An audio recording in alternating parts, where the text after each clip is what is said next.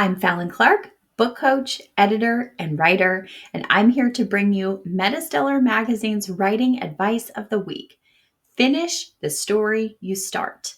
Have you ever started a story, gotten partially through the writing, and fizzled?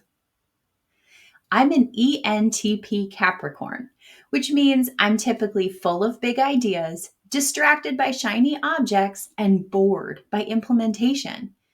Known as messy mommy at home, I am likely to complete about 90% of a task before I flit off to something else.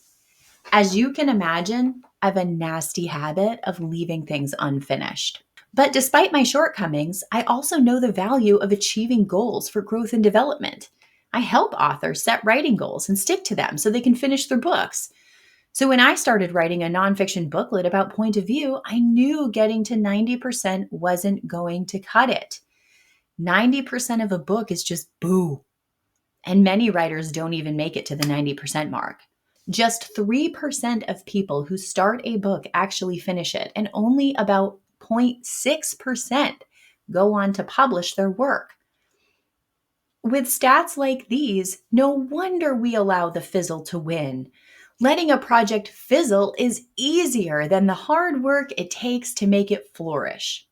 Every writer faces times when the muse departs, casts herself off the writerly boat and into the shark-infested waters of writer's block, imposter syndrome, and creative awkwardness.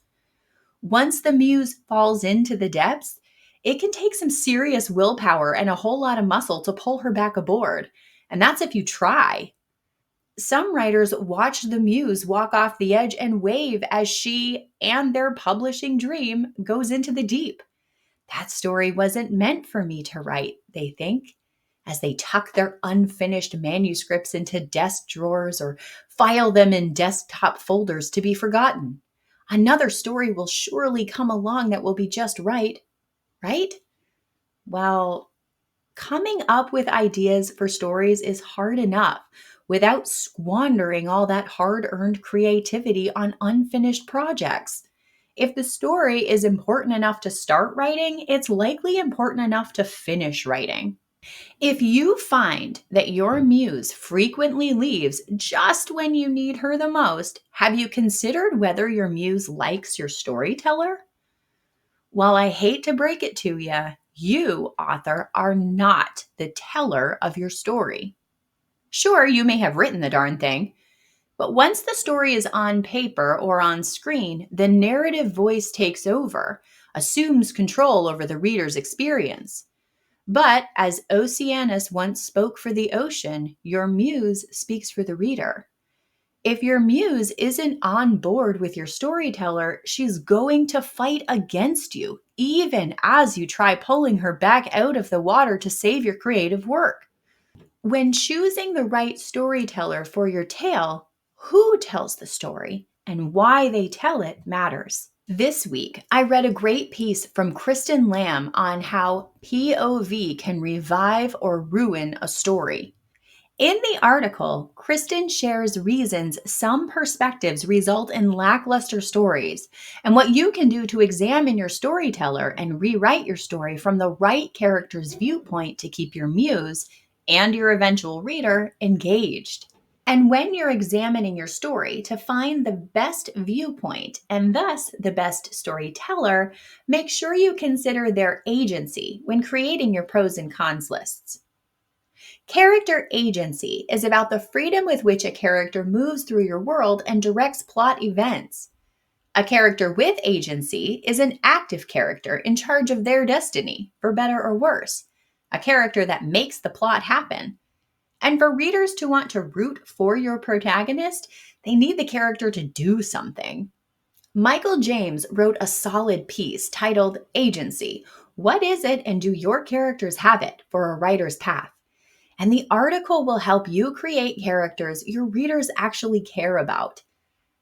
Michael explains the differences between characters with and without agency using examples from Star Wars, which I loved since those stories are ubiquitous.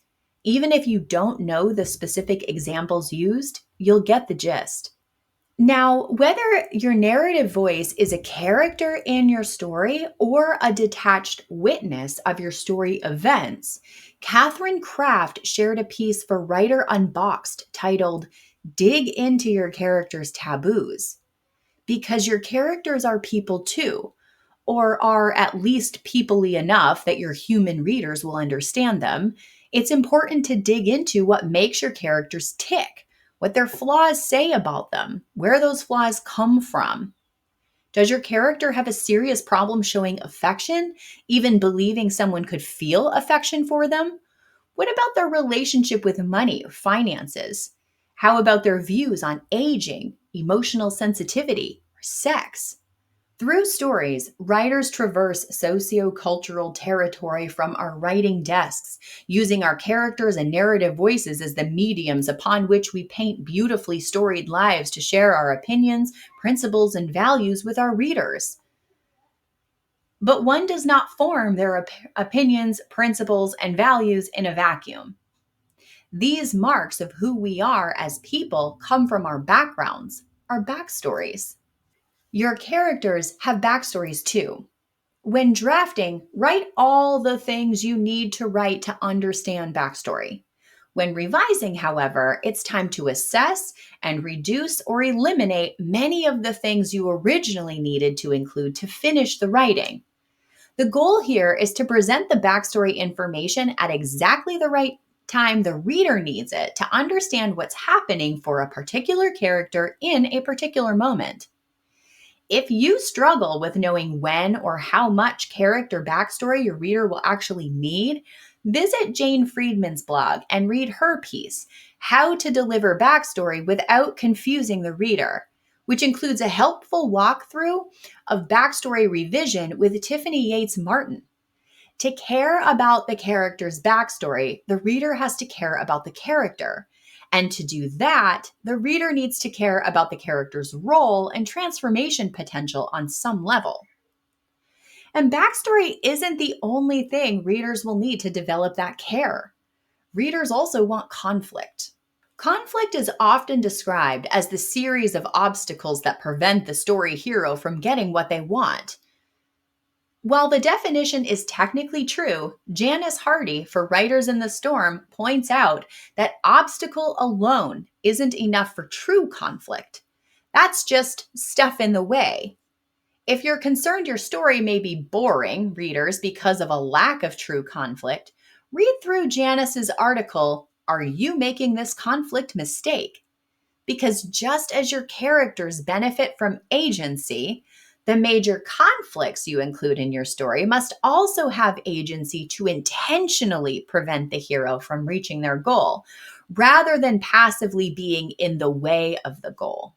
And conflicts benefit from hefty doses of tension, the special sauce that keeps readers on edge, turning pages and losing time in sleep. This week, Stacy Stokes for Writer's Digest wrote a piece titled 5 Tips for Building Anticipation in Thrillers. Don't get caught up on the titling though. Tension is a critical part of any story. Look at Stacy's 5 tips and adapt them for your story, no matter the genre. Now, since this video is all about finishing the projects you start and giving yourself the tools you need to do that, remember that finishing your story means you'll need to get it into readers' hands. And to get your story into readers' hands, readers need to know your story exists. I chose 3 pieces from the wealth of advice shared this week specific to marketing. So if you need help getting comfortable with marketing, knowing how to use social media better, or are noodling over whether to start a blog or update that dusty old thing rotting on the internet, check out these pieces that turn marketing your work into writing about your writing, which is what marketing is at its most basic level. These pieces are learning to love book marketing, not just writing, why you need to publish your content on your blog, and how to use social media to sell more books. I'll include these links and all other links from the article today in the note below. And once you get through all this week's advice and implement the activities you need to achieve your goals, you'll become not only one of the 3% who finish their books, but hopefully one of the 0.6% who publish. Getting all the way to done will make your muse happy. So she will be less apt to throw herself overboard the next time a shiny new story object comes into view. Happy writing. Have feedback? I'd love to know what your favorite piece of advice for this week was. So share below and let me know what resonated so I can do more of that in the future. And Maria collects more advice links each week than I can possibly share in a single writing advice video. So be sure to head over to the MetaStellar website to check the overflow links in the text article if you need something I didn't include. And here's a quick promo.